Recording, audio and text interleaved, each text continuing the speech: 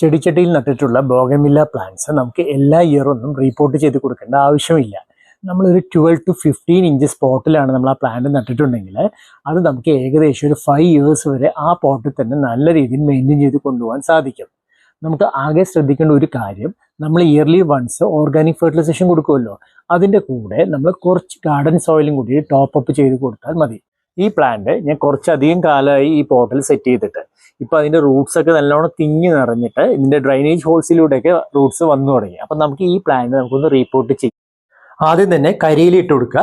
അതിൻ്റെ പുറത്ത് garden soil ഒരു അര ഭാഗത്തോടെ ഫില്ല് ചെയ്ത് കൊടുക്കുക.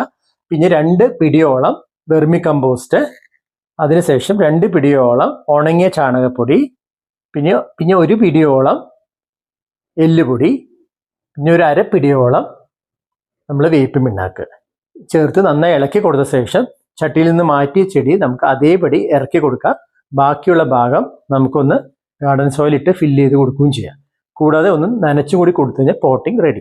ഈ വീഡിയോ നിങ്ങൾക്ക് ഇഷ്ടമായെങ്കിൽ please like, share and support. അതുപോലെ തന്നെ സബ്സ്ക്രൈബ് ചെയ്യാനും മറക്കരുത്. Okay, by.